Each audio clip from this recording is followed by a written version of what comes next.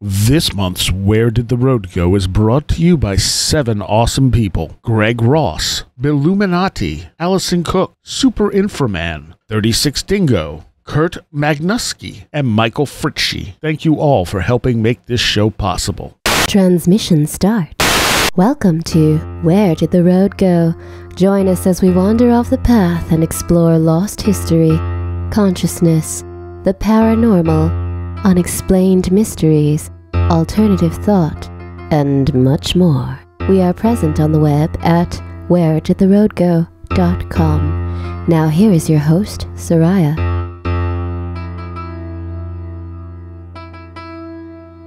Welcome to this edition of Where Did the Road Go? And tonight I have, for the first time ever as a roundtable, Leo Watson. Hi there. James Salsido. Hello. And Suzanne Chancellor. Good evening, everyone. And all three of you have been on the show separately. I think, Suzanne, you were most recent. Right. And then, Leo, you were, for anyone who doesn't know, you were the Strange Love Monster episode. That's right. Yep. And James, it's been a while since James has been on.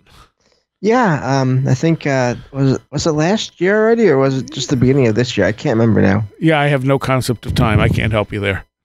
I think it was over a year because of the thing that I'm going to talk about happened last summer, so I think it was over a year. Okay. All right.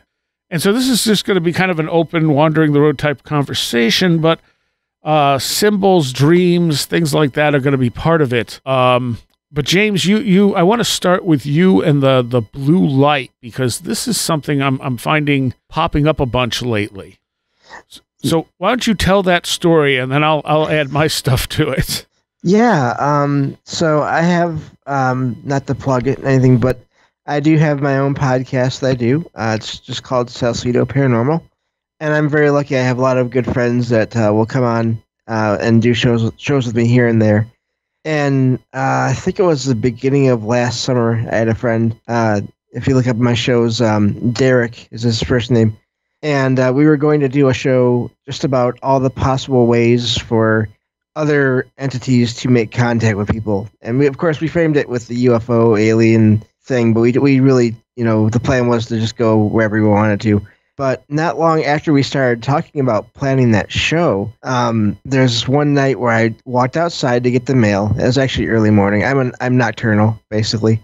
And part of that is because my eyes, I'm legally blind, and my eyes are really sensitive to light, and I get eye strain really easily. And so I walked outside around 3:30 in the morning one day to get the mail. Now, I could see the moon, and I saw at first what I thought was a star off to the left of the moon a ways. And I'm sorry, my heater just turned on, so sorry about any noises. But and I was looking at it as I was walking around my court or my street. It's basically like a rectangle with a building on each side and one entrance, exit, driveway, or road. And so I was walking around my court, and as I was walking, I was just looking up at the light, and I was thinking about the show that my friend and I were going to do at some point. And I just started thinking as I got closer to the mailbox, wouldn't it be amazing if this was something other than just a star, or which is what I figured it was, even though it was odd because I normally don't see a lot of stars.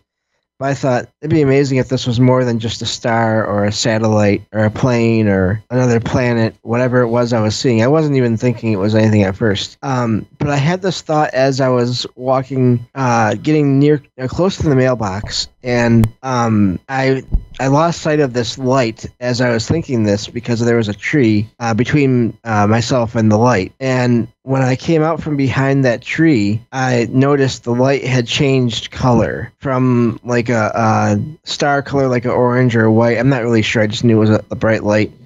More like orange to maybe white around there. I'm not sure. And when I got out from behind that tree, it was blue. It had changed to a blue light. And around the same time, I got this sense of a presence coming from that direction. I don't know for sure if it was the light itself or if it was just something in that direction that was generated. I don't really know what the light was.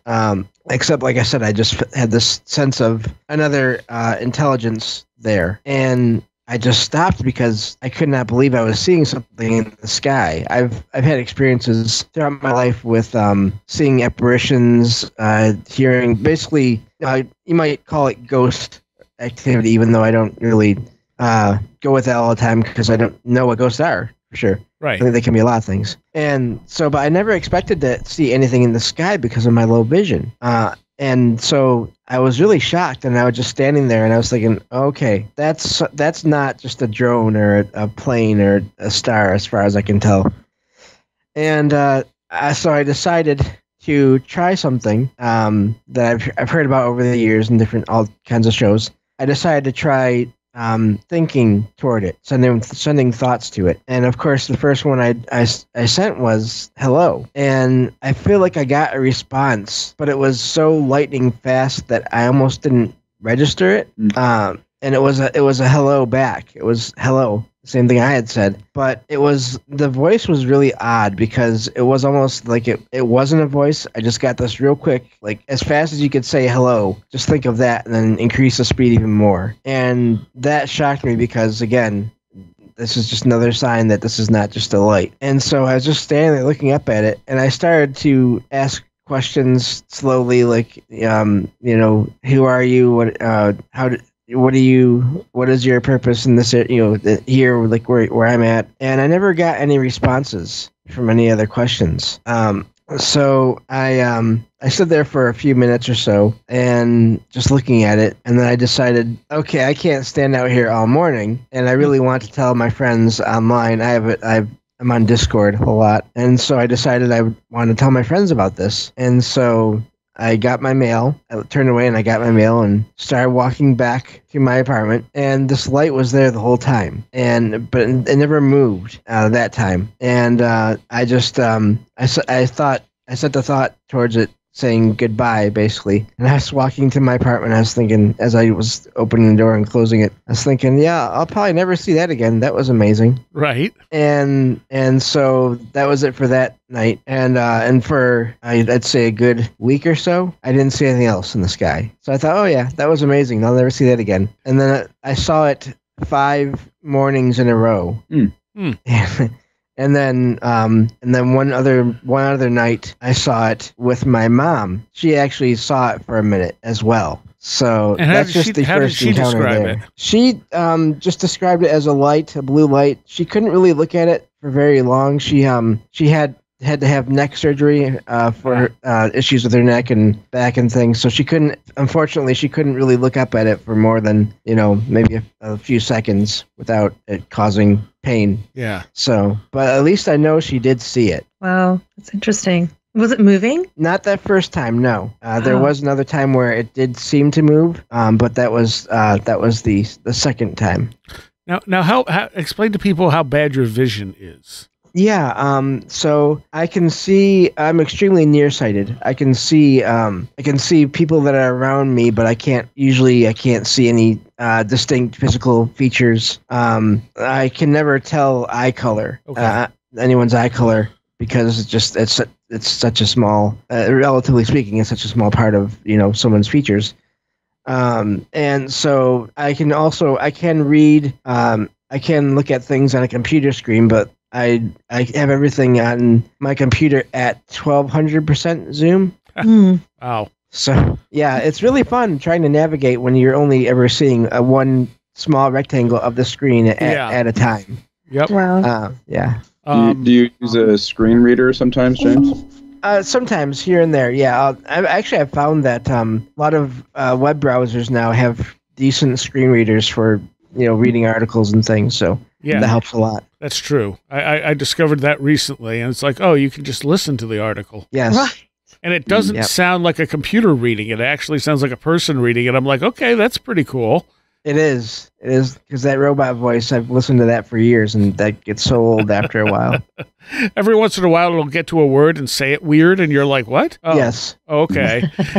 Yes, definitely. Well, it's interesting that the light was blue. I mean, and the fact that your eyesight is like that, I would feel like that's not something you would normally be able to see, right? Right. Exactly, especially at that distance, and of course, again, I'm speaking relative distances. I don't know how close or far away it really was. But yeah, the fact that I saw anything, because I mentioned stars earlier, I hardly ever see stars at night. It has to be, I have to be in an area with basically no light pollution, and or they have to be an exceptionally bright star for me to ever see even one or two. And so that's why I was so surprised to see that. I can't even see when the moon is just starting, when it's just that sliver or even at the halfway point. I can't always see it because it's just there's not enough there. Right. So when you were looking at this, James, you could see, so you could make out a distinct blue kind of form, like a circle. Yeah. Yep. It was just like a circle. Yep. And it did in future sightings, it did sort of change shape, almost like it was growing slightly and then shrinking again. But not evenly. It was almost like a blob where it was changing shape at random in different parts of it. So so it really just surprised me. Did you feel that the light was actually pulsating at all? Or did it seem like it was just like a constant glow of the same intensity? I felt like it was the same the whole time. Okay. Yeah. Okay. Interesting. So what do you think it was? All I can say for sure is there was some kind of, it felt like sentience to it. There was a presence there. Right. Communication. Yeah. Beyond that, I don't know. I've labeled it before, just for people that like aren't really into any of these things. I've labeled it as sort of like a UFO or the more recent term UAP. But I just like with all my other experiences, I don't really know what it is for sure, except it definitely, I could tell it was more than just a light. Yeah. It's interesting that it presented itself to you in a form that you could that you could perceive, right? Yes. So much of normal is linked to perception, and different people will perceive the same thing in different ways. Exactly. There's sound, there's light in different ways, and then it like if this thing had appeared as a metallic orb in the sky, you probably wouldn't have seen it, right? Like if it wasn't lit up. Yeah, and if it had done any kind of fast movement, I would have lost it. And if it never came back to that spot, I would never have seen it again. It was like it was aware of my low vision and working with that. And also communicating kind of a presence that you could pick up on. Yes. Yeah. And I'm interested in the why the color blue. I had an experience years ago when I woke up, and when I looked around, everything was a shade of blue. And I freaked out a little bit because I thought there was something wrong with my eyes. And I'm like, what is going on? And I got up out of bed and I walked into the other room, and suddenly everything was normal. And I was like, okay, what was that? And I figured, well, maybe it's just kind of some kind of sleep thing. I don't know. I looked it up and I couldn't find any explanation as to why I would be seeing everything in a shade of blue. And then just recently on one of the Paratopias I was listening to, Jeff Ritzman talks about the exact same thing happening to him. But I forget. I think it was while something else was going on, he said everything suddenly was shaded blue. What? And I was like, there's so many times where, I wish Jeff wasn't dead, period. But so many times where I'm like, I want to talk to you about this. I never talked to you about this. I didn't know about this, Yeah, it does seem like we all have, those of us that have multiple experiences, you can forget things until something pops up and right. Like, when somebody else talks about it, exactly. Yeah.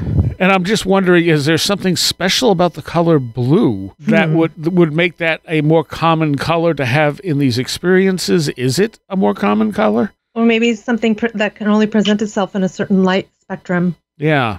I do remember noticing in movies this pattern.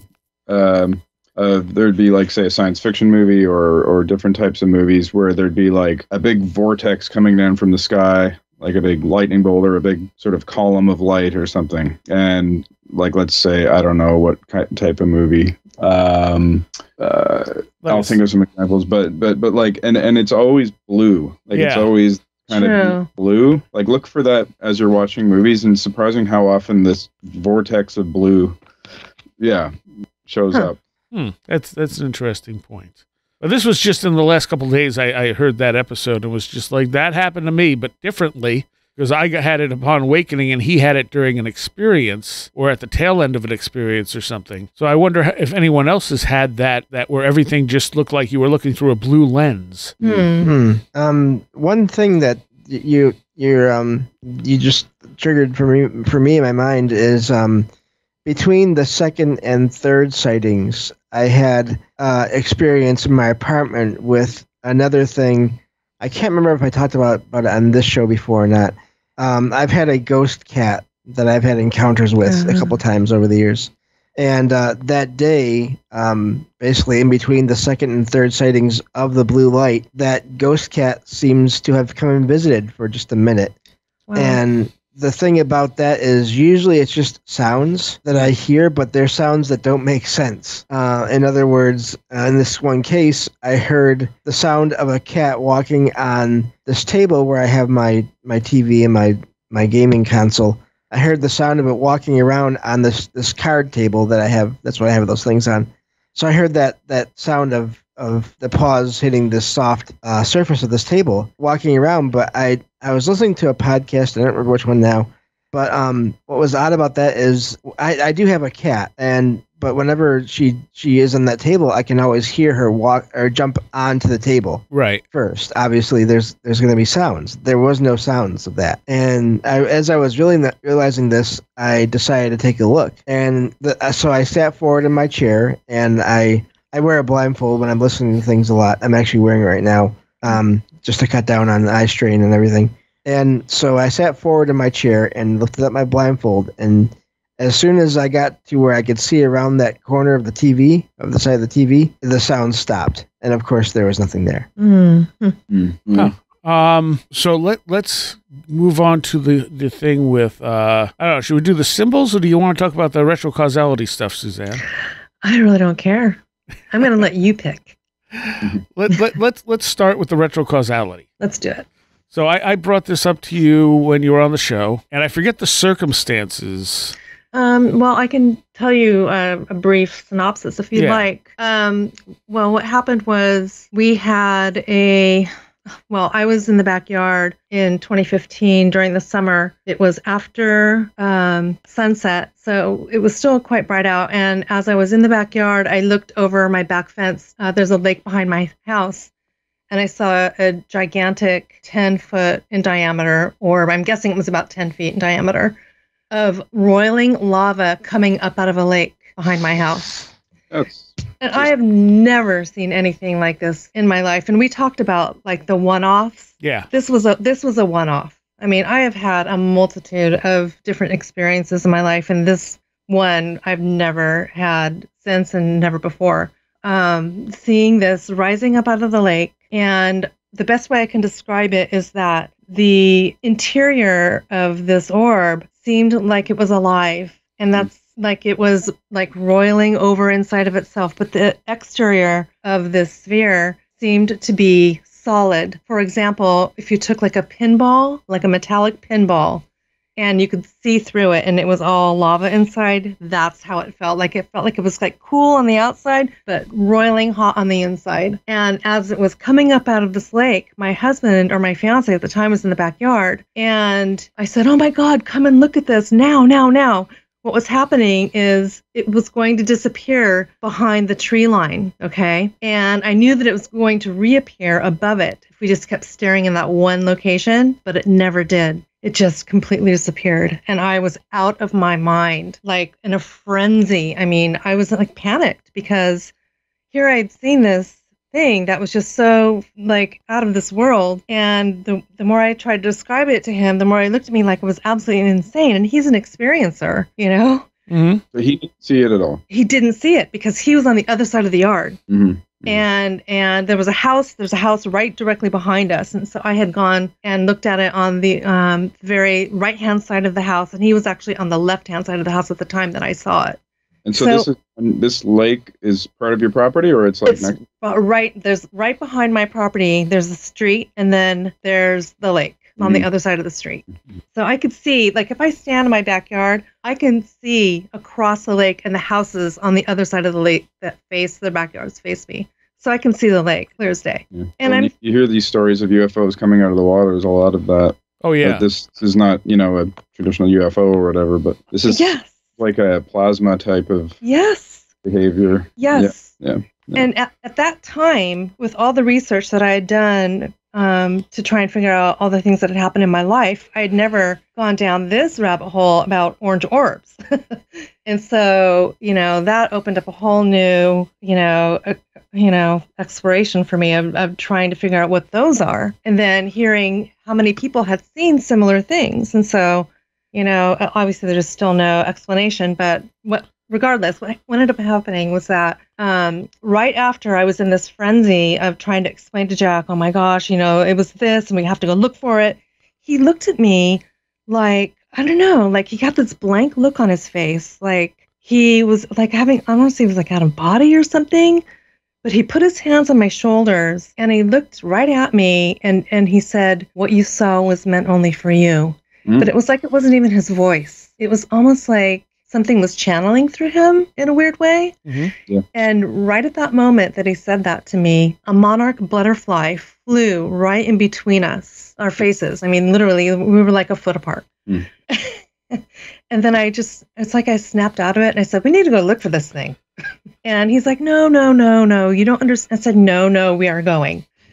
So we went around the neighborhood and I thought, you know what? Somebody else must have seen this. If I saw this and it was that big. I'm sorry? Did you drive around in the car? We did. Right. Yeah, we did. And I thought, well, maybe there's got to be like a fire engine somewhere. There's got to be somebody looking at the sky. There's got to be somebody standing out by the lake. There was nothing. Yeah. And so oddly enough, so the next day, it was extremely warm. It was August 4th, and it was really, really hot that time of year. And the next morning, we went to bed and we woke up, and we were woken up by the sound of the electricity going off because the air conditioning went off. And so that woke me up. But when that went off, I could hear all this noise outside. And when I looked out the window, there was like all this, like there was a huge storm. I couldn't see across my yard. There was like leaves and wind and tree branches, and then there was lightning and thunder and so much rain. And I know this sounds silly, but I had just planted a bunch of baby tomatoes, and that's all I could think about was that they were going to die. Yeah. So I opened the back door, and he's like, what are you doing? What are you doing?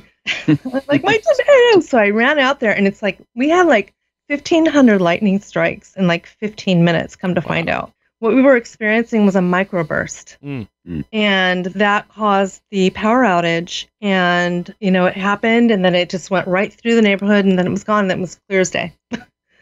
And it was like the weirdest thing because we had no power for 4 days, and he worked the night shift at UPS, and he would come home for his lunch break at 11 p.m., and then he would come home for the night at like 3 a.m. So our schedules were very nocturnal as well. And but what ended up happening is when he would come home for lunch, he started like biting his tongue and like trying to find a word, but he couldn't find it. And I was starting to really get concerned that something was definitely wrong with him. And so on the second day, we finally called the hospital, and they said, oh, you probably should come in. And we went to the hospital, and then they ambulanced us to a different hospital because when they did the MRI, he had a brain bleed. So that happened, and he ended up, they didn't know if he had a brain tumor because they couldn't see because of all the blood. And turned out that he did not, thank goodness. And he is fine now, but I mean, it took a little while for him to recuperate from that. But so when I told Seriah the story, he was telling me something that I'd never heard before and considered, and that was retrocausality. And so maybe you can take it from here and explain that, Seriah, how you explained it to me. So the retrocausality idea that I have is that sometimes traumatic events get sent backwards in time, and we don't always pick them up for what they are. So they manifest as paranormal experiences. So sometimes they go back and you get a dream about something or whatever. But in this case, the brain bleed and maybe the storm as well was traumatic enough that it sent this information backwards. And when you picked it up in the past, it converted to PK energy. You had this weird experience And that's why that was just for you, because it was literally being generated by something that was going to happen in your future. Right. That's so crazy. Mm-hmm. Does that make any sense to anybody? What do you guys think about that? I think there's definitely, you get paranormal things happening around death and around traumatic events, and then it's interesting to think of causality, because you could say one is causing the other. Or the way I see it is more just they're linked together. It's a foreshadowing of something coming. Right. You know? Well, I took part of the way I came up with this was Dr. Bem's experiments in Cornell, where he was looking at psi research and showing that specifically traumatic or sexual images would be picked up. Yes. In the tests, the MRIs would, the person's brain would respond to them before they were even picked by the computer at random. Yeah. So it suggests that traumatic things are more likely to move backwards in time, which of course is what we tend to see. Like if you look at the banshee, the banshee is like this poltergeist activity that foreshadows someone's death. Right. And so it's like, okay, is that information being sent backwards in time from when it happens? And that's creating the spontaneous PK that makes a poltergeist. Yeah. And I'm not saying it happens. I'm not saying that explains all paranormal stuff, but in certain cases, it seems like that might be what's happening. Right. And someone experiencing it might think the banshee caused the death. Right. Exactly. Right. Exactly. So then I started thinking more about this, because I have been having a lot of precognition. So then I'm thinking, okay, so would precognition fit into this equation? Probably. It has to, I think, because, when you have precognitive dreams, like that as well. And then I've been having these weird, seriously, every single day, something strange happens to me. Mm. And it might be the smallest thing, but I make a note of every single one, because it just seems to be too common. And, is there something, is this like a foreshadowing of something horrible? I start thinking about that because of what happened. Well, but it could be this. Go ahead. I was going to say, it's also Eric Wargo's time loop theory, too. And he specifically focuses it on dreams, but his theory is that we live in a block universe. So that, what's going to happen is going to happen. We don't actually have free will, but we don't know we don't have free will, so it doesn't matter. And that certain events will create time loops. Right. And time loop. What is that? Yeah. The time loop would be like a precognitive dream. So the event is coming in the future, and you happen to dream about it in the past, but it's, again, reverse causality. Well, it's kind of like there's a halo around the event, right? Yeah. And so because it's big, it creates ripples, and then, maybe everything creates ripples forward and backward, but we just don't notice them, We notice the traumatic things. Yeah. That's true. Like you said, the images, it's the same thing. Yeah. So the traumatic image or the sexual image that has a strong emotional nervous system reaction, has sort of, you're literally perceiving it before it arrives. Okay. So this is really strange. I know this is kind of like a weird one, but the other day I was upstairs dusting the guest room for company, and we have a few bookshelves up there, and I picked one book out of the bookshelf and read the title, and it was, and I can't remember the author's name, The 5 People You Meet in Heaven. Okay. And I'm just looking at it, and I don't know why I picked that book, because it wasn't my book, actually. It was my husband's book. And I put it back on the shelf. Later that night, we were watching a game show. That was one of the questions. Yeah. I swear to God.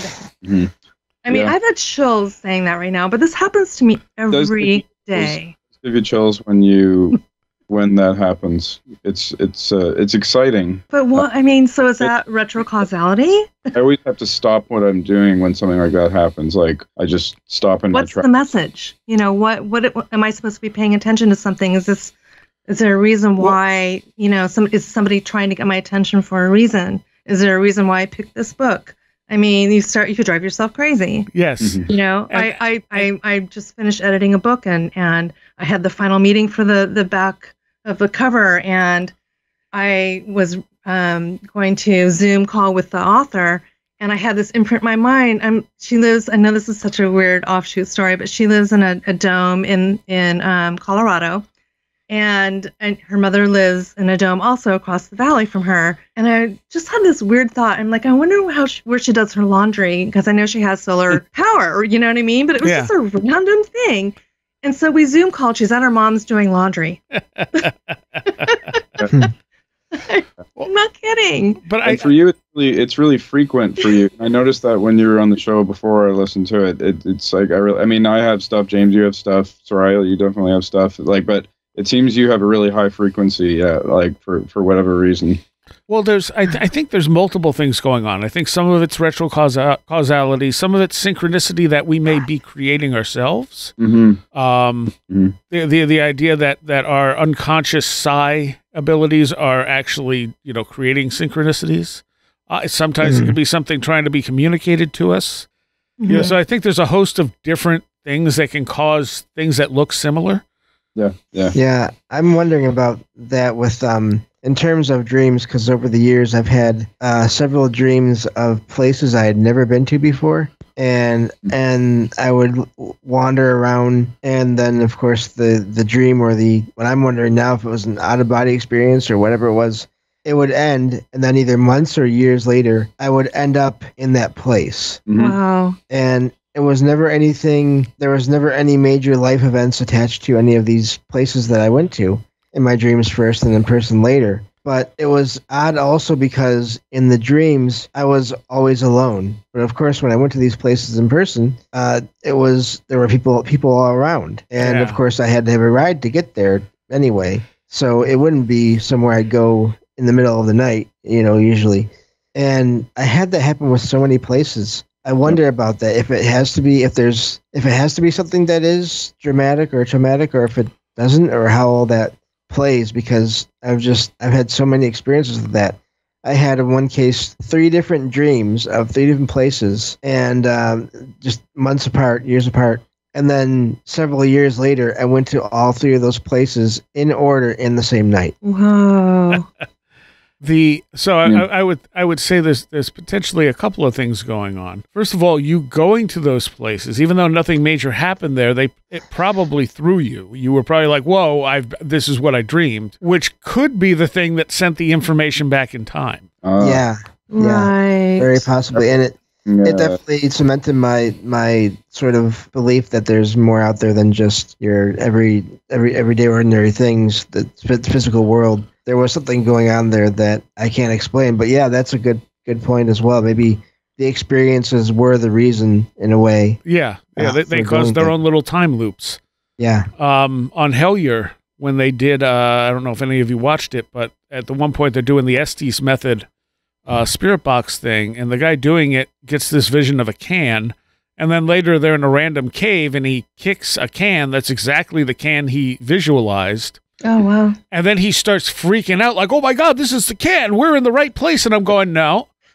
Right now you're freaking out because you found that can and you just sent that back to yourself while you were in a slightly altered state." Yeah. And Eric, I guess, if he had a precognition of the can, because when he saw the can, he had a strong emotional reaction because he had a precognition of it. Right. It creates a, you know what I mean? How do you resolve that causality problem there? Because it's you know what I mean? Yes. No. And I think that's one of the reasons Eric Wargo likes the block universe idea. that there's no free will or anything. Everything's already happened. Mm-hmm. And so it's necessary to have the conclusion that there isn't free will, though. Right. And I don't necessarily agree with that. Yeah. Right.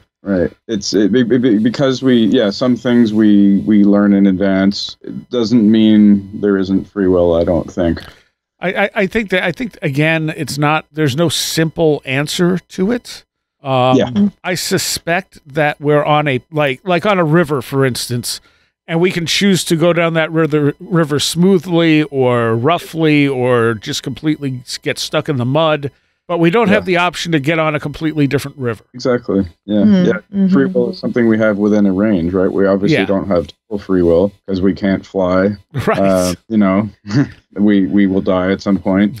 So I think everything else in nature, everything is sort of within a range of flexibility, right? Like it's like a balance between structure and flexibility. Yeah.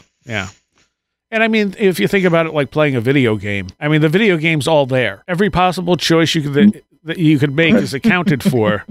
Right. And so, like, you're just kind of playing through it, but because you haven't played through it, you don't know what all those choices are and what all the results are. Yeah. But they're already written. Yeah, but they're already written. And every variation of them is already written. They're written as possibilities. Yes. That you may encounter. And we know, not everything is possible in the game, same as in life, but there are many things that are possible. And I think with the whole retrocausality thing, I think it's that time doesn't move in one direction. We think it does because that's how our brains perceive it. But some things move in the opposite direction, so the present can affect the past. Right. Yeah. Do you remember that scene in Interstellar? Yes. Yeah. That.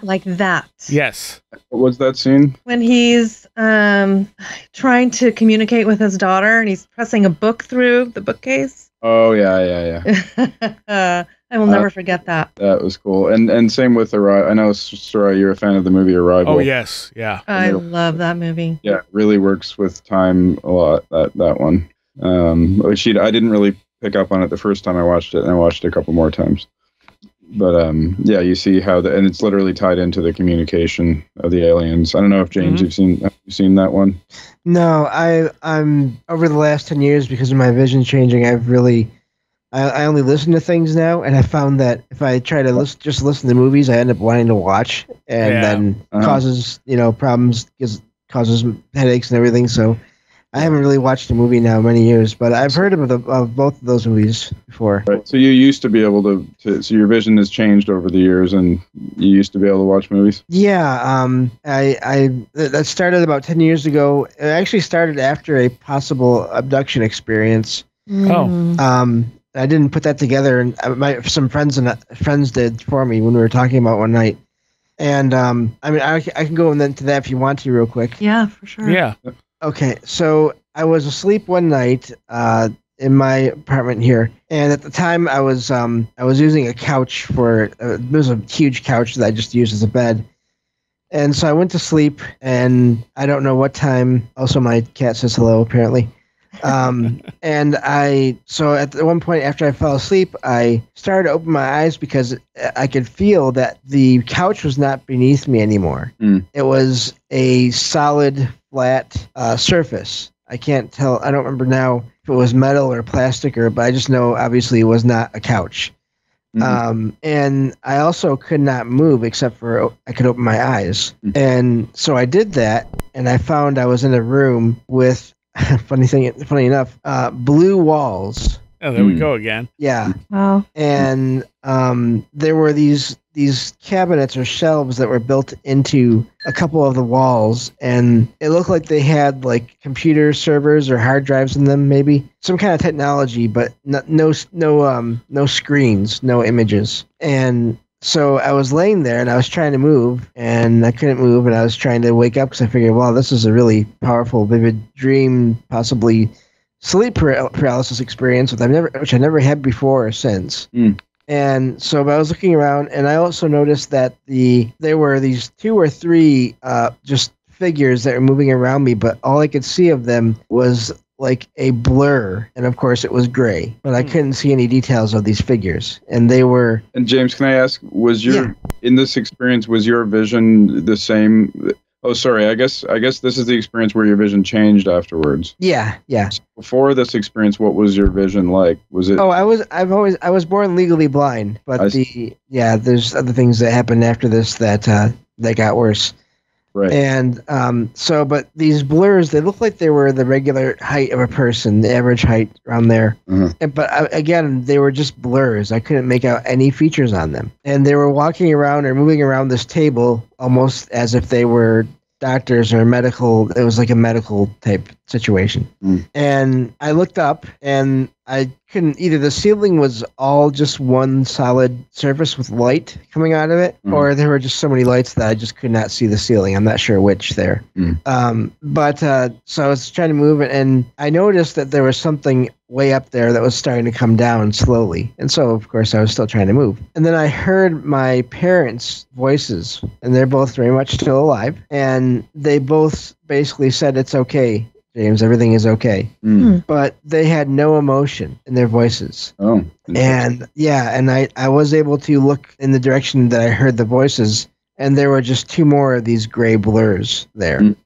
Like they were imitating your parents' voices or something. Yes, Yeah. and they did a good job with the voices themselves, but there was no emotion. And so I just knew that was not them. And so all this time, this object is coming down from above me, and eventually I see it is like a robotic arm mechanism. And of course, once it gets close enough, I can see that it has a needle on the end of it. Yeah, and I'm still trying to move, trying even harder and harder. Can't move. And this whole experience ends with this needle touching my left eye, and I could feel it touch it. And then everything went black. I didn't feel it anymore, and I woke up. Wow. And what happened after that when you woke up? Nothing that day, but not long after that is when I started getting eye strain that I never had before, and light sensitivity. And those two things have, over the last decade, been slowly getting worse. And did it start with your left eye, or was it sort of both eyes? It was both, but the one thing I'll say about my left eye is that it is the stronger one, the better one. Oh. And so, yeah, I don't know. Yeah. I don't know what that was. And this was in a pretty short, like how long after this experience did your vision start to change? I don't remember exactly now, but I mean, definitely less than a few months, maybe a couple months, not even that. What did the optometrist say about it? When I went to I didn't get to go to an eye doctor for some time just because of insurance and all that fun stuff. But when I did go eventually a couple times over the years, they couldn't find anything unusual other than just the condition I already had. And they said, yeah, we can't really do anything about these new things. But they didn't say they knew what they were or they didn't know what they were. They just said, yeah, that's happening, and you have to, sorry about that basically. That's so sad. I'm sorry. Yeah. It's a lot to get used to. I used to be able to read books as long as I had special reading glasses and regular size print books and everything. And now I've switched mainly to audio because it's so much easier. How did you feel about the experience? Like after that, did you feel like that they had caused this? Whoever these beings were? I didn't think about it until talking with friends years later. And the timing is, I don't know for sure, but the timing is odd and to me suggestive. Well, now, this needle and everything, but you say the left one was the stronger one, so it's almost like maybe this is something that was going to happen and they were trying to, mitigate it or something. I thought the same thing, right? Right. Yeah, I have no idea for sure what their intentions were. That's why I'm not. Yeah. I don't even know if they were aliens in the traditional sense. I don't know what they were. And if you wanted to throw in the precognition idea, I mean, potentially that experience happened because you were going to have problems with your sight, and that's how you translated that information in the past. Yeah, that's why I'm really I'm careful to say that I don't know what any of this is. Yeah. Yeah, that's always the best thing to do. Yeah, I can tell you how things appeared or what similarities that I've found in other people's experiences. I find stories online for my shows all the time, and I share them. I kind of rewrite them for grammar and spelling, and I share them. And so I've read and listened to a lot of stories over these years, and there's similarities, and I don't feel like that experience was connected to the blue light that I saw later. The blue light that I saw later, I felt nothing but positive to neutral energy from it. Yeah. This other experience, obviously, I was afraid, very afraid of what was going on. Sure. But again, I don't know. Of course, you're going to be afraid of it while it's happening, but looking back on it, I don't know for sure that it was negative either. I had actually a really similar one. What you're talking about. So this was maybe 15 years ago or something. I dreamt that I was up in a craft in the sky, flying over the ground at a high speed, and then just looking down at the ground, and then suddenly I was just in a situation where there was white light above me, just ambient light. And you mentioned there was like a light above you, right? In the ceiling? Yes. Yeah. So this was a white light. It wasn't a particular physical ceiling or anything, but it was just this area of white above me. That somehow was a very significant part of it. And then robot arms coming down out of this white kind of, I'd call it like an ambient haze or a glow. Yeah. Robot arms coming down, but I wasn't afraid in this. It sounds actually it's pretty graphic, but I wasn't afraid. And don't worry, it's fine. I mean, it was like these two robot arms, like, with little pincers and blades on them and all this stuff. Oh God! They're coming down and they start cutting into my chest, but no pain. What? The sensations there. But and it's like they're whirring like and like the bone and cutting a square and then sort of a square around the middle of my chest and then a smaller square just above it. And then they implanted some devices in those squares. So one was a speaker and the other one was a microphone. Oh. And the microphone was above the speaker. And I could feel it. Like it wasn't so real like an alien abduction. It was a dream, right? It wasn't like I was Travis Walton or whatever and getting abducted and pulled up into a craft. It was a dream. So, but it was, vivid, and it was the sensation of the cutting into the bone was definitely there. And I think there was like maybe some chunks of bone flying around. And oh my God! And these very efficient sort of wheels, but the white light was benevolent. It wasn't just scary. It didn't feel like it. There was a peaceful feeling, and they were doing something to me they were doing something necessary, like a practical sort of thing, and like going to the doctor or something. And then these devices, and of course nothing. When I woke up, there was nothing physical. There was no marks or implants or anything like that. Well, but it's.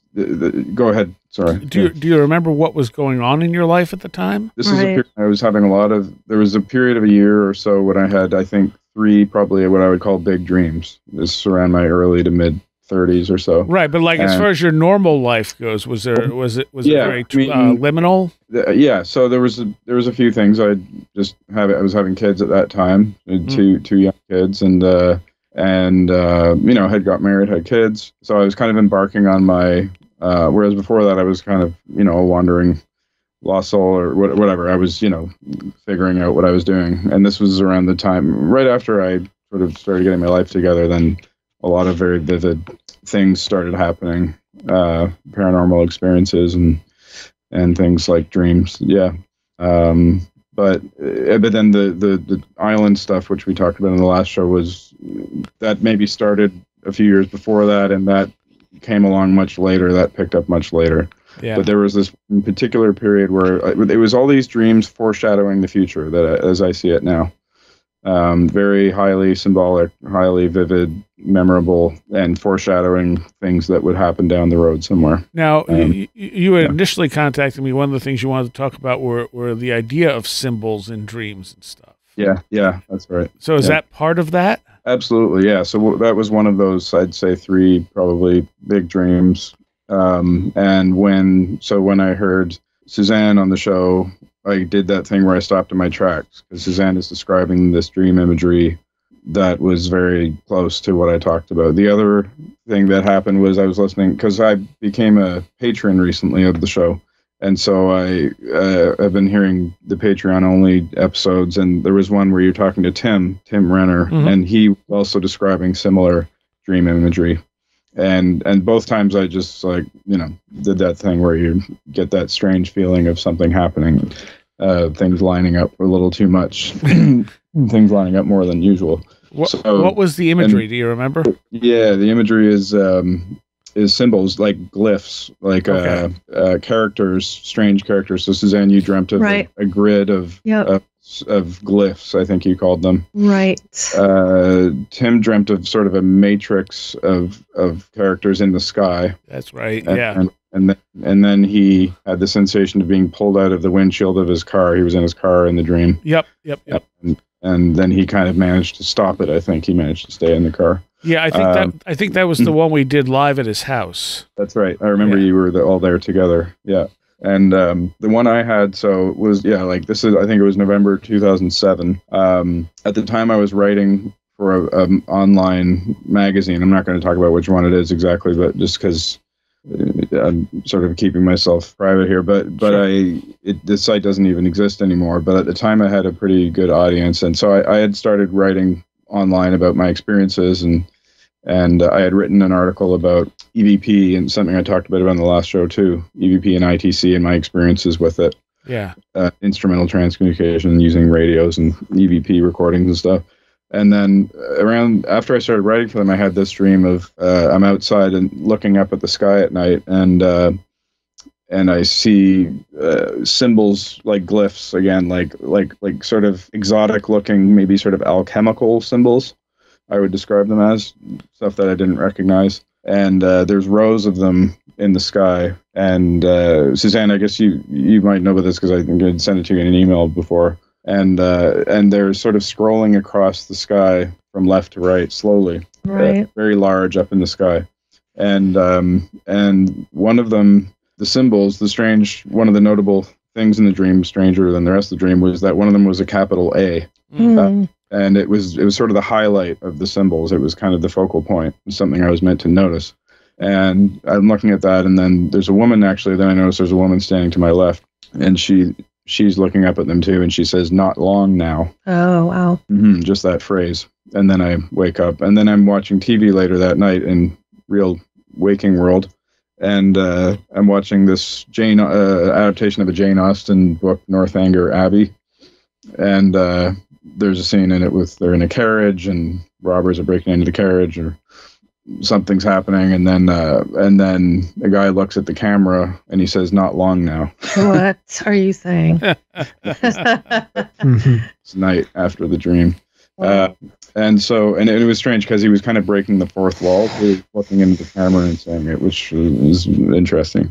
So there was that dream, but then what happened was this site I was writing for, there was another writer on there, and she had written an article about online telepathy, and she had started, this was in the early days of Twitter, and she had written about how things are always happening on Twitter where she tweets something and then or somebody tweets something and something that she thought of as a precognition thing. She just noticed all these things happening and Twitter was sort of a forum where these types of synchronicities could happen, and she'd noticed all these precognitions and things like that. And so she tweeted about a dream that she had, and this was maybe, I don't know, a couple weeks after I had my dream, pretty close.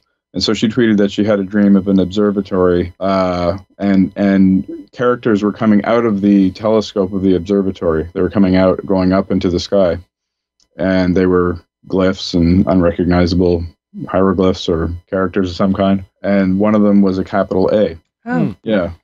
And so, and we were literally writing for the same magazine. We had never had any contact and never spoken. And I hadn't written my article or anything. So then I thought, okay, so something's happening. And why are we getting this same imagery? Very, very specific imagery. And again, and then the other characters kind of dissolved, and all she could see was this A. And I'm like, okay, I need to investigate this. And so I went on just kind of a process of figuring out what could this be about. Because to me, when, that's something being transmitted, right, to more than one person. Yeah. And so that's why when I heard yours, Suzanne, then, I didn't see an A though. No, but you had a grid of. Right. Well, mine was, I remember specifically, I was dreaming of, I remember the dream too. It was like there was a lot of rain, and I was trying to get somewhere, and all the streets were flooded, and it was very, very dark, and it was almost like I was going to drown. So I'm holding on to a railing, and I'm trying to pull myself up. And as I'm doing that, I'm coming out of the dream. And as I open my eyes from the dream, I feel like I'm still in the dream, but kind of like halfway in and out of the REM sleep. And as I'm opening my eyes, I'm looking at the ceiling, and I almost feel like in waking time, I'm still seeing that I'm not still in this plane.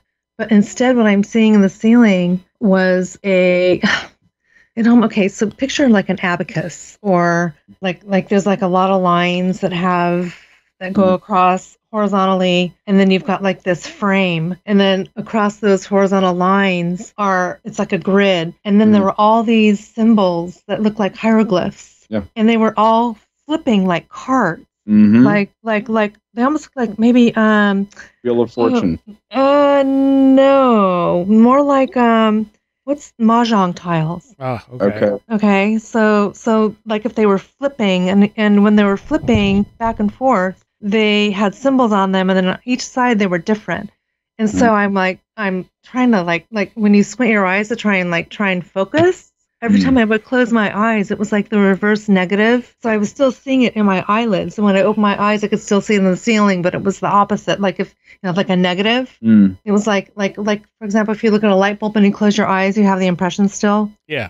Whatever they call that. I don't know what you call that, but I think it's an after image. Is that? Right. Yes. Exactly. So when I close my eyes, I can still see the image, and I open my eyes, I still see it in the ceiling, and they're still flipping, but then it would fade. And then I'm like, okay, I just have to go back to the dream. So I close my eyes. I'm like, I just need to go back in. So I went back into the dream. And then when I came back to the dream again, it happened again. And this has happened a few times, but with different dreams, where I'll see this, whatever it is, of different glyphs. And they almost look like Egyptian hieroglyphs. There you go. I mean, it's pretty similar. It's and you saw them on the ceiling. Yes. And which isn't the first time I've seen things in the ceiling, which is strange, but I don't know if it's part of a dream or I don't know. Yeah, and for Tim, it was so, and Tim saw this, I think, rows or columns of symbols looking like the code in the Matrix, kind of, and it was up in the sky. Yeah. Wow. I should have him draw them. We should all draw them and compare them. Yeah. I can't remember the actual symbols other than the A. Like, I'm just drawing impression out of them, but yeah. But you know what I wonder. I'm sorry. Go ahead. You don't have to confirm or deny this, but I'm just thinking it'd be really amazing if the name of that website you're writing for was started with an A. Oh, yeah. I didn't actually. Okay. All right, well, we got to take a quick break. We'll be right back. All right, quick mid-show break. The first thing I want to mention, I am going to be at Albatwich as far as I know, unless something disastrous happens. And that will be on the 14th of October in Columbia, Pennsylvania. So if you're in the area, come on out. Timothy Renner will be there. I believe Christopher Ernst is coming out. And who knows who else might show up. I won't be there till the afternoon, probably around 2 o'clock or so. And it only goes to like 5. I'm not sure what's going on after the event. We may be doing something after the event. So, come out, say hi. And I might have some stuff. Plan is to get the documentary Chris did about me and the show on Blu-ray and DVD and make a bunch of copies. And, you can pick one up at the show, at the Albatwich event. Not show, at the Albatwich event, if you want. So by next year, there should be a book. All right. I'm also going to be on Strange Realities on the Sunday, which is in November. And that will be a 3-day event, 2 live days and 1 virtual day. As I said, I'll be on the virtual day. And that's run by Adam Sane and Conspiranormal. All right, contact info if you want to get in touch with me, if you have a story you want to share, something weird that happened to you for one of our listeners' story show, or if you just want some feedback on it and you don't want it on the air, that's fine too. It's stories@wheredidtheroadgo.com. Pretty much anything can be found at wheredidtheroadgo.com. You can become a patron. It's only $3 a month, and you get extra content every week and some special stuff here and there as well for just $3. And I appreciate every bit of it. It all counts. It really does. As for a recommendation, I don't think I ever recommended Barbara Fisher's show, 6 Degrees of John Keel, which is an excellent show. And I went down my list, and it's not on there. She was on with us last week, and if you like her at all on here, you'll love her on her show. And that's my recommendation, 6 Degrees of John Keel. Go check it out. All right, and now we go back. All right, you're listening to Where Did the Road Go? And I have with me tonight Suzanne Chancellor, Leo Watson, and James Salsido. See that? I remembered all your names without having to think about it. I think that's the key. I don't think about it. There you go. Don't get in your own way with your thoughts. So I wanted to, since we're talking about dreams and stuff, I wanted to bring this up because I had heard about this a while ago, and it says this is from scientific research in dreams.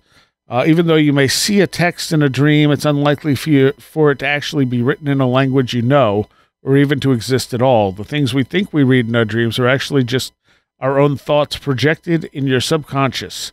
So sadly, you can't read in dreams.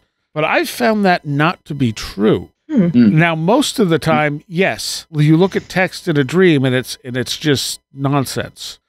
But there have been times where I have read, I mean, the best example I have, being a type 1 diabetic, sometimes my blood sugar will go low when I'm sleeping. And I won't wake up right away. And I have literally woken up because I'm in the dream. And like in one example, spray painted on the wall of a building was, "Your sugar is low, wake up." Oh my God. Wow. And I went, awesome. and I'm reading it going, what? Oh, crap. And then I wake up, and sure enough, my blood sugar was low. Wow. So great. Okay, finish that one, but then I have another one that's similar. Well, that was all there was to it. I'm just saying, like, there are times where I've been able to read, and especially lately, like, I'll look at something, and I'll be like, I can't quite read that. And I'm like, oh, I'm dreaming. I'm going to focus on this harder, and then I'm able to read it, and, like, it actually resolves into letters. Yeah. So, and then, well, in my dream, the A I could read. You know, there was definitely the A. And I've had other dreams. I've seen stuff scrawled on walls in dreams. Yeah. I had a dream where it was telling me there's a particular friend of mine was good for my spiritual well-being. Nice. And it was written on a wall. Was it accurate? I don't think it was, actually. It actually really conflicted me because I was like, I'm not sure that he is. Anyway, maybe it was, but not in the way you realize. Not in the way that I thought. Yeah, and I think in some ways he was. But yeah, no, I think yes, you can read in dreams at times for sure. So I have a funny story about sort of messages from a dream, but also mixed with audiobooks and possibly a visitation. I'm 99% sure it was visitation from loved ones. So I was listening to the first in Robert Monroe's book, series of books on out-of-body experiences one day. Just sitting in my chair in front of my computer, listening to it. And as happens so often when I'm doing that, I fell asleep, which is really annoying when you're always listening to things and you fall asleep and you have to go back and rewind and try to figure out where you were at. Well, it's like I do with every single TV show I watch. Yeah. Yeah. But so, and I in this dream, or this, it wasn't a regular dream. This experience, I think is what I'll just call it. I found myself back in my grandparents', what used to be my grandparents' house. They've both passed away years ago now, but I was back there, and I've gone back there a lot in my dreams and other experiences, but I was back there, and they were both there in the living room, and all their furniture was back and everything. It was like I was there back when they were there still. But there was this voice that was playing, and I could not figure out where it was coming from in the house. And I was so annoyed because, okay, I can sense that my grandparents are here. I want to talk with them. I don't want this voice, whatever they're talking about, in here, making all this noise when I want to visit with my family. So I was just walking around the house trying to find the source of this noise. Yeah. And I didn't notice it. I didn't register it at the time. But at one point, I noticed there was one of my old laptops was sitting on the dining room table. You would think that would have been a clue, but it wasn't. And this is a dream, though? Like dream, out-of-body experience, out-of-body, or whatever from loved ones. I think it was a mix of things. Right. And I just was wandering around. Eventually, and my grandparents are both just watching me and smiling. And at one point, my grandma laughed and said, "It's coming from you, James." And that got me to stop. And I realized, oh, it's the audio book.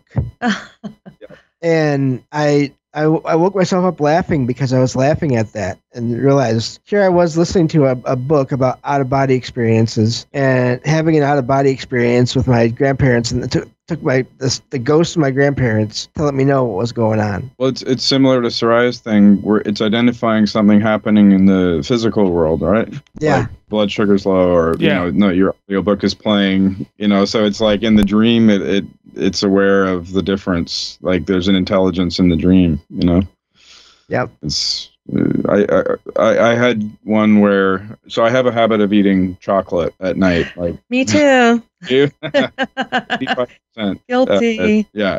Like just as a little thing to relax before bed or whatever. So I eat some dark chocolate, and then Same. yeah, and then I had another brand this one night, and different levels of cocoa or whatever it is, and cocoa butter or something, and yeah, it was definitely different ingredients in it, and so and then I'm having a dream, and it's totally chaotic, and there's violence, and everything's just it's like it's a nightmare basically, but it's just chaos, and you can't make sense of it, and people are being hurt, and there's violence and all that, and then in the middle of the chaos, there's a voice telling me, the voice says, "It's the sweets."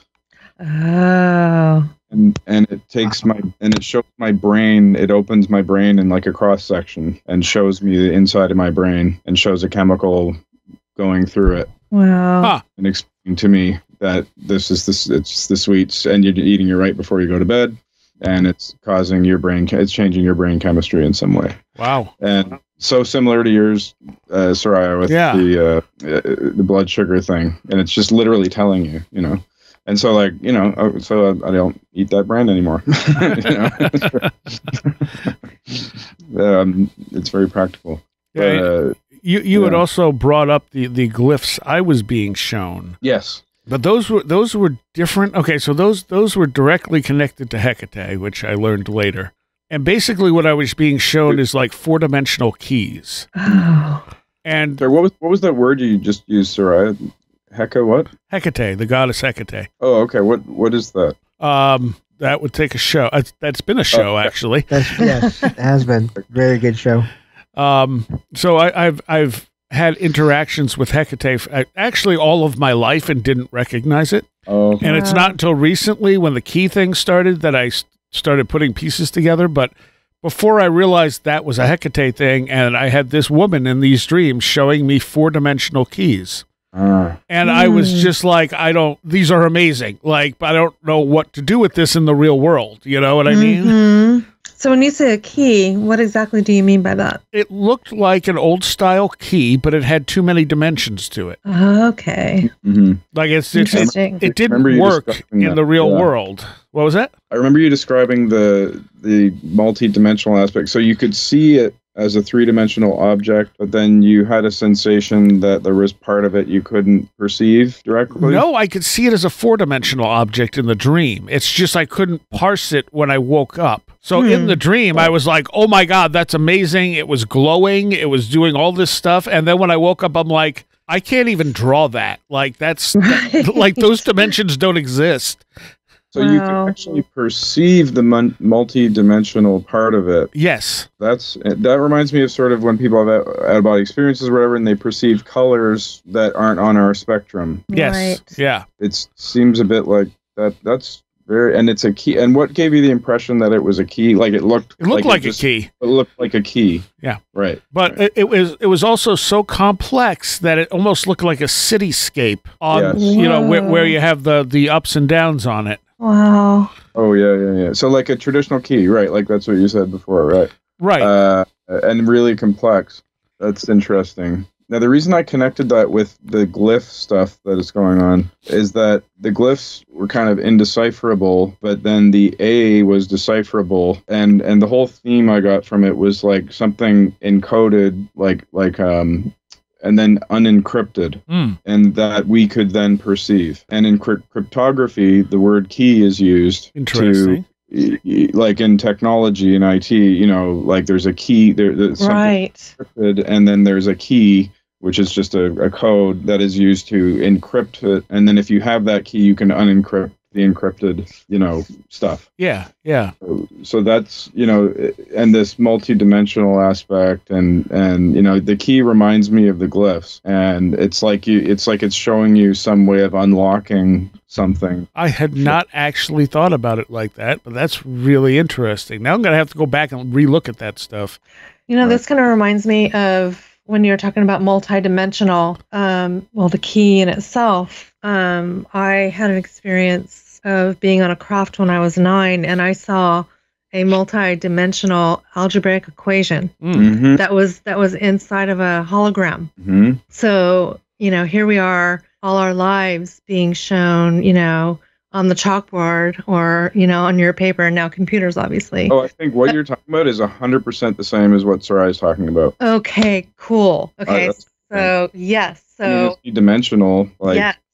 and you understood I was 9, so I didn't understand any of that stuff. You know what I mean?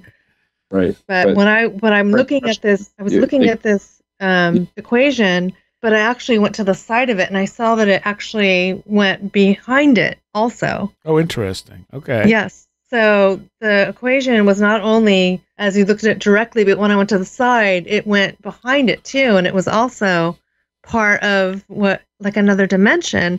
And it also was a different equation, but it was so hard to explain. It had multiple equations in it, kind of thing, depending on what angle. The way you looked at it, correct. Oh, yeah, that's amazing. So it had all these different solutions to the same, yes. So when you would look at it, one-dimensionally, if you look at the same equation three-dimensionally, it would mean something completely different. Yeah, that makes sense. Yeah. With me, it was almost like as you changed perspective on the key, you could see different parts of it that shouldn't be there from in a normal three-dimensional world. I guess that's the best way to explain it. Like there were extra dimensions there, and as the key was kind of turned slightly, I'd be like, "Whoa, okay, that's really cool."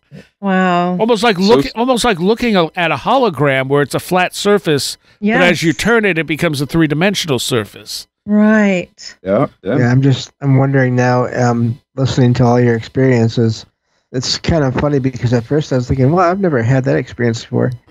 And then I was like, oh, well, wait, you might not because you are legally blind. Right. Why is anyone going to be showing you symbols or glyphs or whatever? It's just funny. It really is amazing. Well, that's interesting, though, James, because, I mean, like, it's like this whole thing it is about accessibility and like ability is a relative thing, right? Like we have this idea of people that are normal, able-bodied, and people have disabilities and that sort of thing. But in a sense, we're all limited in our perceptions and abilities, right? And so like it's like Seriah and Suzanne in these dreams are being shown something that's beyond their normal abilities. And I don't see any reason you couldn't also be shown something like that in your dreams, Right. But I think it's almost like maybe whatever's out there in there or whatever is aware that I'm probably not going to pay much attention to any kind of images like that because if I can't determine what something is, usually I'll just look away unless there's something else going on. Like a blue light. Yeah, like a blue light. I can focus on a blue light. And and then when it happens to move or be somewhere different, I notice that. So, in your dreams, though, James, like, do you see things more clearly in the dreams? Can you get more detail visually? No. So far as I've been able to tell, I've always had the same level of vision.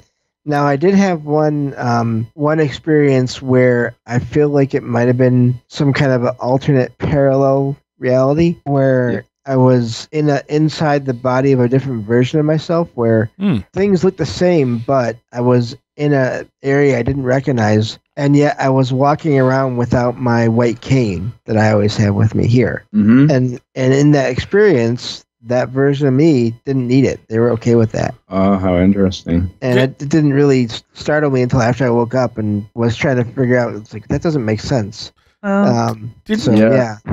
Didn't you have an experience where you saw an entity crystal clear? Like a face or something? Let me see here. In a dream or outside of it? Outside of it. Outside of it. I did see a face one time. Oh, yes. Yeah. My first... it's funny because I've actually seen a couple of faces over the years.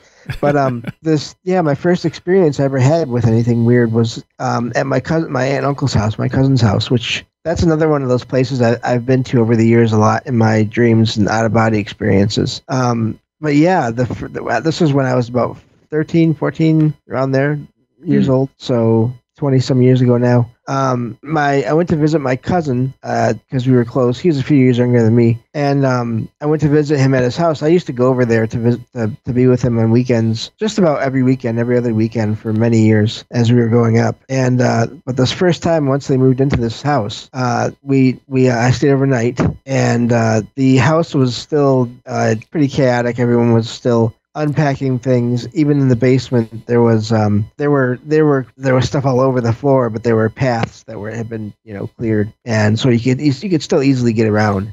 But yeah, so we were sitting on the couch bed that we were going to sleep in that night, my cousin and I, and of course we were little kids, so couch bed, it was a good sized couch bed, and so it seemed huge. So there's plenty of space, and we were just talking. I don't remember now what we were talking about because it's 25 or more years ago now. Right. And just kid stuff, probably toys, video games, movies, whatever. And we were in the basement. Now this basement, the lights did not all turn on at one switch. Each light had its own rope or cord that you pulled to turn it on or off. And so the only lights we had on was one right above us, and then one right by the stairs because the bathroom was upstairs. So. And we were sitting there and we were looking into the space behind the stairwell, which was where all like the plumbing and electronics and electrical stuff was at. And that was, of course, the darkest part of the basement.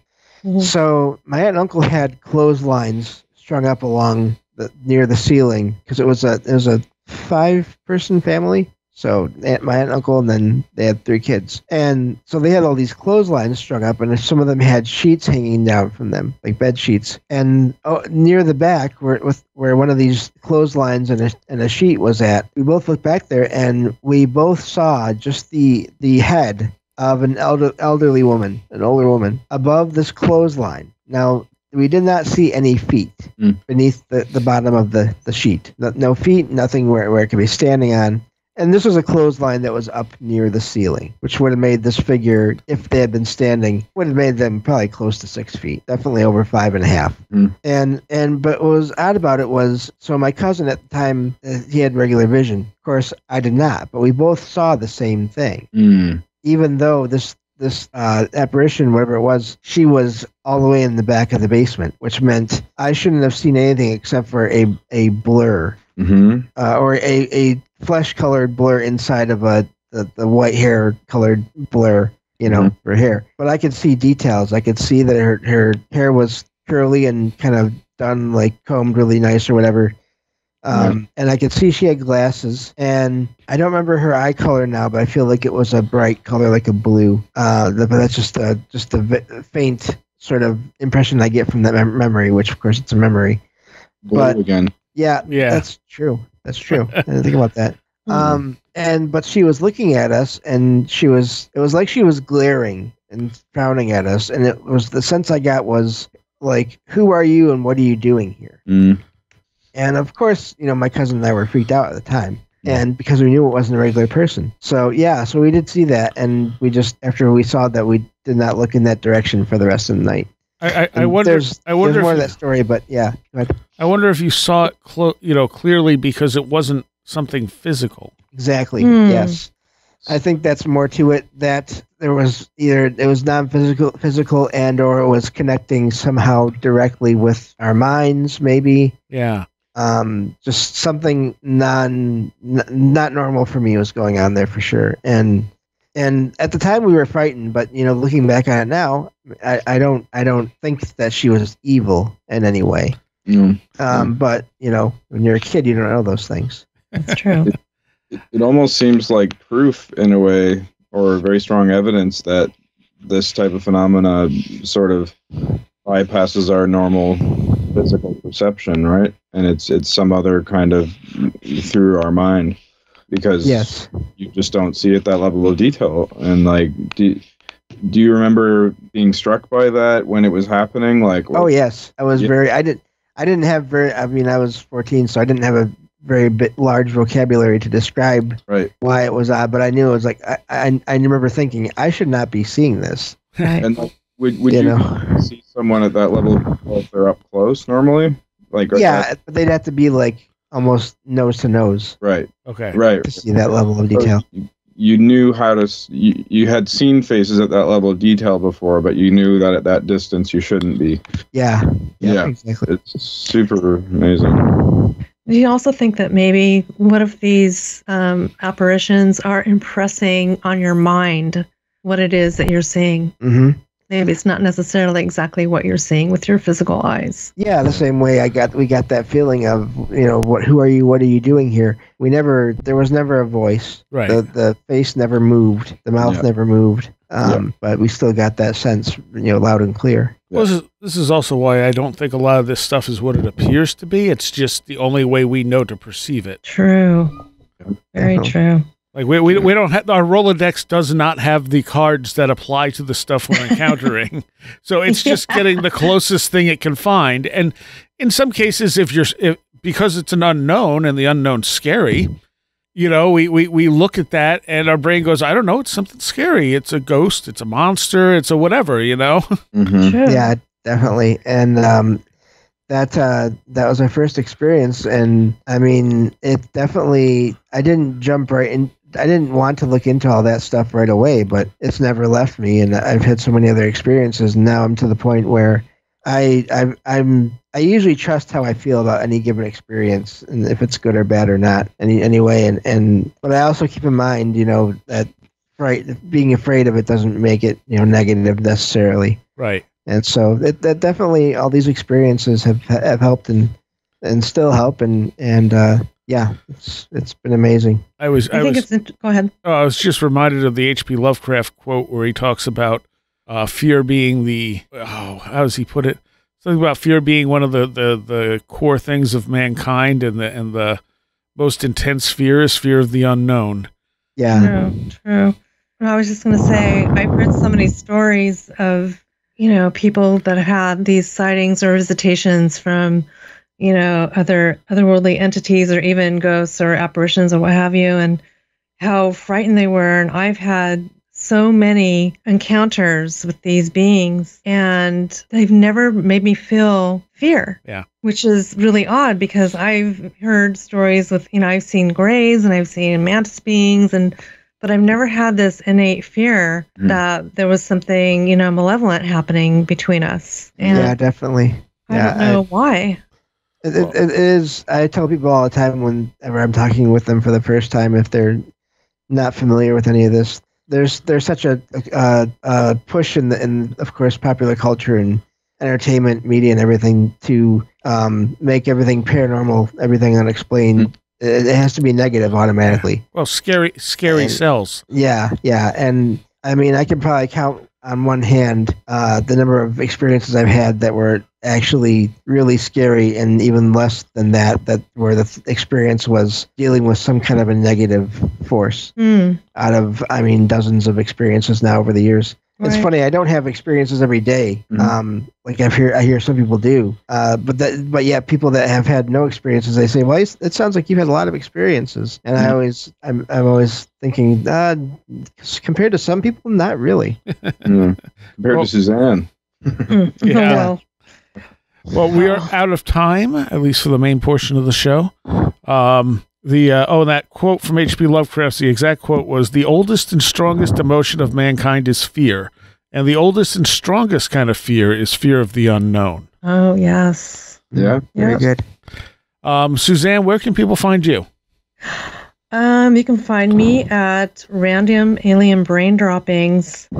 I have a podcast and I have a blog, abducteeawareness.blogspot.com and randomalienbraindroppings.podbean.com. Okay. And abducteeawareness@gmail.com is my email address if you'd like to contact me. Okay. And do you have a book coming out? Well, yes, just like yours, Seriah. Mine's almost there. Okay, well, I'm halfway there. How about that? All right. It's like the UFO is always arriving. Yeah, there we are. Disclosure's always coming. Yes. So Salsido Paranormal is that the name of the podcast, James? Yes, that's my podcast, and you can find that if you just look up that name, Salsido, Salsido Paranormal. You can find that mostly. I use Podbean as well. You can also find it. I'm very lucky. I recently, last few months, my show is now being featured on an online radio station. Nice. Yay. That is the Troubled Minds Radio Network, KUAP, digital broadcasting. And you can hear replays of 2 episodes of my show there every night. And that's if you just look up KUAP -DB or even just the Troubled Minds Radio Network online, you can find that. And yeah, I do podcast as well, and working on books as well here and there. And so, but yeah, very happy to be on that network. We have a lot of great friends there. And so if you're ever looking for things to listen to 24/7, you can check that out. Are your books out yet? I have some books that I've had out for some time, but not the one that I'm been working on recently. No, it's not out yet. Okay. Hopefully within the next year. Are they out under your name? Yes. Okay. And Leo? Yeah, I'm on Instagram at Strangelove Island, where I've been putting up pictures and videos of stuff that's happening up on the island. Still lots of strange tree anomalies and more stuff that's happened this year. And I'm going to be going up there tomorrow. All right. And we'll see what happens. And yeah, and I've actually connected with the guy who works in film who wants to come up, and we're going to go up last week of September and see what happens. Nice. Yeah. Awesome. Good intro. All right. Sure stuff. Thank you all. Thank you, Thank you. Seriah. Thank Have you. a good night. Talk to you.